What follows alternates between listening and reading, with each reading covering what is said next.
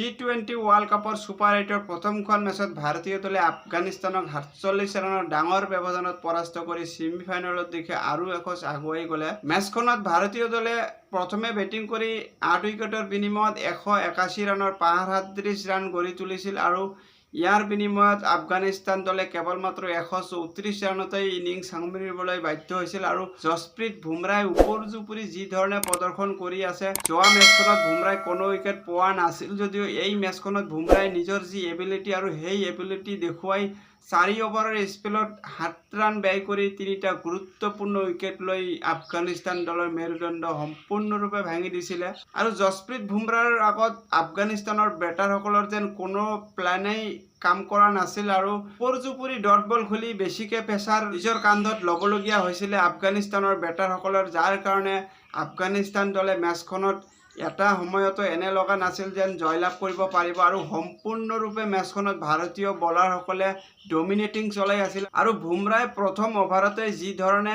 Rahmanullah গুৰবাজক out কৰিছিল এয়া যেন নেক্সট লেভেল আছিল। এই প্ৰদৰ্শনৰ দ্বাৰাই বুমৰাহে যি এক্সপিৰিয়েঞ্চ আৰু সেই এক্সপিৰিয়েঞ্চ দেখা গ'ল আৰু জসপ্ৰীত বুমৰাহে যেন টি-20 ক্ৰিকেটত বিশ্বৰ সফলতম ফাষ্ট বলাৰ সেয়া পুনৰ এবাৰ প্ৰমাণ কৰিলে জসপ্ৰীত বুমৰাহে আৰু ভাৰতীয় দলক যি এটা জয় আনি দিলে বুমৰাহে আৰু বুমৰাৰ এই স্পেলৰ কাৰণে যেন ভাৰতীয় দলৰ জয় সম্ভৱ হৈছে। তাৰোপৰি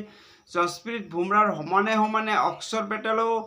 সহযোগ আগবঢ়াইছিল আৰু অৰ্শদীপ সিঙো মেচখনত একেবাৰে পিছুৱাই নাছিল। অৰ্শদীপ সিঙে ৰান বেছিকৈ খৰচ কৰিছিল যদিও 3টা গুৰুত্বপূৰ্ণ উইকেট লৈছিল। তাৰোপৰি অক্ষৰ পেটেলেও নিজৰ 3 অভাৰৰ স্পেলত কেৱল মাত্ৰ 15 ৰান ব্যয় কৰিছিল আৰু এটা গুৰুত্বপূৰ্ণ উইকেট লৈছিল আৰু ফাষ্ট বলাৰসকলে যি ধৰণে প্লেন অনুযায়ী বলিং কৰিছিল ডেথ অভাৰত, বিশেষকৈ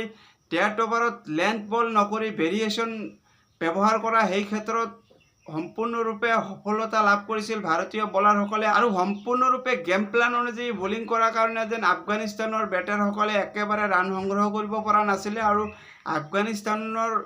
যি পাৱাৰ হিটাৰ বেটছমেন ৰহমানুল্লাহ গুৰবাজে হওক বা ইব্ৰাহিম জাদৰানে হওক বা মহম্মদ নেবিয়ে হওক অতি কম সময়ৰ ভিতৰতেই পেভিলিয়নলৈ গুচি যাব লগা হৈছিল আৰু ভাৰতীয় দলৰ বলাৰসকলৰ মিলা-জুলা প্ৰদৰ্শনৰ কাৰণে ভাৰতীয় দলে অতি সহজতে জয়লাভ কৰিব পাৰিছে আৰু ভাৰতীয় দলৰ বলাৰসকলৰ পূৰ্বে ভাৰতীয় দলৰ বেটাৰসকলেও ভাল প্ৰদৰ্শন কৰিছিলে। মেচখনত সূৰ্যকুমাৰ যাদৱে যি প্ৰদৰ্শন কৰিছিল, সূৰ্যকুমাৰ যাদৱৰ এই প্ৰদৰ্শনৰ মূলতেই ভাৰতীয় দলে পাহাৰ সদৃশ ৰান গঢ়ি তুলিব পাৰিছিল আৰু সূৰ্যকুমাৰ যাদৱে কেৱল মাত্ৰ 28টা বলৰ সন্মুখীন কৰি 53 ৰানৰ যি এটা অৰ্ধশতকীয় ইনিংছ খেলিছিল আৰু প্ৰথমৰে পৰাই ৰোহিত শৰ্মা আৰু ঋষভ পান্তৰ উইকেট যোৱাৰ পিছত দলৰ ওপৰত যি এটা প্ৰেছাৰ মেইনটেইন হৈছিল আৰু সূৰ্যকুমাৰ যাদৱে সম্পূৰ্ণৰূপে নিজৰ দায়িত্বভাৰ কান্ধত লৈ দলক আগুৱাই লৈ গৈছিল। বিৰাট কোহলিৰ লগত এটা 43 ৰানৰ ভাল এটা পাৰ্টনাৰশ্বিপ কৰিছিলে, যাৰ কাৰণে কিছু আগুৱাই যাব পাৰিছিলে। যদিও বা উইকেট গৈ আছিল কিন্তু সূৰ্যকুমাৰ যাদৱে মেচখনত 200+ ষ্ট্ৰাইক ৰেট মেইনটেইন কৰি খেলি আছিল, যাৰ কাৰণে ভাৰতীয় দলে 160ৰ পৰা 180লৈকে লৈ যাব পাৰিছিলে আৰু সূৰ্যকুমাৰ যাদৱৰ এই ইনিংছৰ মূলতেই ভাৰতীয় দলে অতি সহজতেই ডেথ অভাৰত ভাল ৰান স্ক'ৰ কৰিব পাৰিছিলে আৰু মেচ যি ধৰণেৰে প্ৰথমৰে পৰা সূৰ্যকুমাৰ যাদৱে ডিপলৈকে লৈ গৈছিল আৰু ডিপলৈকে লৈ যোৱাৰ পিছত পাৱাৰ জেনেৰেট কৰি যি ধৰণে ৰান স্ক'ৰ কৰিছিল সূৰ্যকুমাৰ যাদৱে আৰু সূৰ্যকুমাৰ যাদৱে মেচখনত উজ্বলি উঠাৰ কাৰণে আফগানিস্তানৰ সকলো বলাৰসকলে যেন সূৰ্য প্ৰণাম কৰাতেই ব্যস্ত আছিলে। তাৰ বাহিৰে যেন আফগানিস্তানৰ বলাৰসকলে একো কৰিব পৰা নাছিলে। আফগানিস্তানৰ হৈ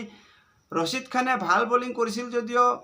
বাকী বলাৰসকলে ৰছিদ খানক ইমান সহযোগ আগবঢ়াব পৰা নাছিল আৰু ৰছিদ খানে যি এটা স্পেল কৰিছিল 4 অভাৰৰ স্পেলত কেৱল মাত্ৰ 26 ৰান ব্যয় কৰি 3টা গুৰুত্বপূৰ্ণ উইকেট লৈছিল আৰু ৰছিদ খানৰ এই স্পেলৰ মূলতেই যেন ভাৰতীয় দলে 181 ৰানৰ ভিতৰতে থমকি যাবলগীয়া হৈছিল, নহ'লে হয়তো 200+ ৰান স্ক'ৰো কৰিব পাৰিলেহেঁতেন। তাৰোপৰি ফজল হক ফাৰুকীয়েও মেচখনত ভাল বলিং প্ৰদৰ্শন কৰিছিল। ফজল হক ফাৰুকীয়ে যি ধৰণে ৰোহিত শৰ্মাই উইকেট লৈছিল তাৰ পিছতো শেষলৈ সূৰ্যকুমাৰ যাদৱে অৰ্ধশত ৰান কৰাৰ পিছত যি এটেকিং মুডত খেলি আছিল আৰু অৰ্ধশত ৰান কৰাৰ পিছত যেন এনে লাগিছিল প্ৰত্যেকটো বলে যেন বাউণ্ডাৰী পাৰ কৰাৰ লক্ষ্যৰে খেলি আছিল সূৰ্যকুমাৰ যাদৱে। ঠিক তেনে সময়তে ফজল হক ফাৰুকীয়ে যি ধৰণে সূৰ্যকুমাৰ যাদৱক আউট কৰিছিল তাৰ কাৰণে হয়তো ভাৰতীয় দলে 10-12 ৰান কমকৈ কৰিব পাৰিছিলে, নহ'লে হয়তো আৰু 190+ ৰান স্ক'ৰ কৰিব পাৰিলেহেঁতেন ভাৰতীয় দলে আৰু ফজল হক ফাৰুকীয়ে চলিত ছিজনত 15টাকৈ উইকেট লৈ উইকেট দখলকাৰী তালিকাত প্ৰথম স্থানত উপনীত হৈ আছে যদিও T20 ৱৰ্ল্ড কাপৰ এটা অডিশ্যনত ফজল হক ফাৰুকীয়ে 15টাকৈ উইকেট দখল কৰিছে আৰু ফজল হক ফাৰুকীতকৈ কেৱল মাত্ৰ ঐনেন্দু হাছাৰেংগাই 16টা উইকেট লৈ এই লিষ্টত প্ৰথম স্থানত আছে। তাৰোপৰি ভাৰতীয় দলৰ বেটিং লাইনআপত সূৰ্যকুমাৰ যাদৱৰ উপৰিও বিৰাট কোহলীয়েও ভাল ইনিংছ খেলিছিল। তদুপৰি 2টা উইকেট যোৱাৰ পিছত যি ধৰণে ইনিংছ আগুৱাই লৈ যাব লগা আছিল, দলৰ প্ৰেছাৰ আঁতৰাই ভাল এটা প্লেটফৰ্ম গঢ়ি তোলাৰ ক্ষেত্ৰত বিৰাট কোহলীয়ে ভাল সুবিধা আগবঢ়াইছিল, যাৰ কাৰণে সূৰ্যকুমাৰ যাদৱে হওক বা হাৰ্দিক পাণ্ডিয়াই হওক মিড অভাৰত ভালদৰে এটেকিং হিচাপে খেলিব পাৰিছিলে। বিৰাট কোহলীয়ে আজিৰ মেচখনত 24টা বলত 24 ৰান কৰিছিল যদিও এই 24 ৰান যেন শেষলৈকে বহুত ক্ৰুচিয়েল আছিল, যাৰ কাৰণে ভাৰতীয় দলে শেষলৈ ভাল এটা প্লেটফৰ্ম পাইছিল। আৰু হাৰ্দিক পাণ্ডিয়াও মেচখনত পিছুৱাই নাছিলে, বল হাতেৰে আজি উইকেট পোৱা নাছিল যদিও 24টা বলৰ সন্মুখীন কৰি 32 ৰানৰ এটা বহুমূলীয়া ইনিংছ উপহাৰ দিছিল হাৰ্দিক পাণ্ডিয়াই। আৰু হাৰ্দিক পাণ্ডিয়াই বিৰাট কোহলীৰ উইকেট যোৱাৰ পিছত সূৰ্যকুমাৰ যাদৱৰ লগত 60 ৰানৰ এটা পাৰ্টনাৰশ্বিপ কৰিছিল আৰু যি ধৰণে মেচ ডিপলৈকে লৈ গৈছিল আৰু ডিপলৈকে লৈ যোৱাৰ পিছত পাৱাৰ জেনেৰেটৰ কৰি যি ধৰণে ইনিংছ বিল্ড কৰিছিল হাৰ্দিক পাণ্ডিয়া, শেষলৈকে দুৰ্ভাগ্যবশতঃ 32 ৰানৰ স্কৰত আউট হৈছিল যদিও নিজৰ যি দলৰ কাৰণে কৰিবলগীয়া সেই ক্ষেত্ৰত একেবাৰে পিছুৱাই থকা নাই হাৰ্দিক পাণ্ডিয়াই। আৰু হাৰ্দিক পাণ্ডিয়াই ভাৰতীয় দলক ভাল এটা স্থিতিত উপনীত কৰাইছিল আৰু হাৰ্দিক পাণ্ডিয়াই এজ এ অলৰাউণ্ডাৰ ভাল প্ৰদৰ্শন কৰি আছে চলিত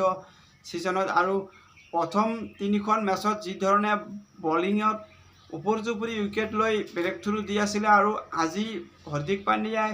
বেট হাতেৰেও যি ফৰ্মলৈ উভতি আহিছে আৰু ইয়াৰ কাৰণেই ভাৰতীয় দলৰ মেচ জিকাত অতি সহজ হৈ আছে, কাৰণ যিকোনো এটা টুৰ্ণামেণ্ট জিকিবলৈ হ'লে এজন অলৰাউণ্ডাৰ হিচাপে ভাল খেল প্ৰদৰ্শন কৰাটো অতিকৈ জৰুৰী আৰু সেই ক্ষেত্ৰত হাৰ্দিক পাণ্ডিয়াই একেবাৰে পিছ পৰা নাই আৰু বেটে বলে উজলি উঠি আছে হাৰ্দিক পাণ্ডিয়াই। আৰু হাৰ্দিক পাণ্ডিয়াৰ এই প্ৰদৰ্শন যদিহে অনাগত মেচকেইখনতো চলি থাকে তেনেহ'লে ভাৰতীয় দলৰ জয় কণ্টিনিউ হোৱাটো প্ৰায় নিশ্চিত। আৰু ভাৰতীয় দলৰ এনে প্ৰদৰ্শন ধাৰাবাহিকভাৱে চলি থাকক ইয়াৰে কামনা কৰি আজিলৈ ইয়াতে সামৰিলোঁ। ভিডিঅ'খন চাই ভাল পালে লাইক আৰু ছাবস্ক্ৰাইব কৰিব। ধন্যবাদ।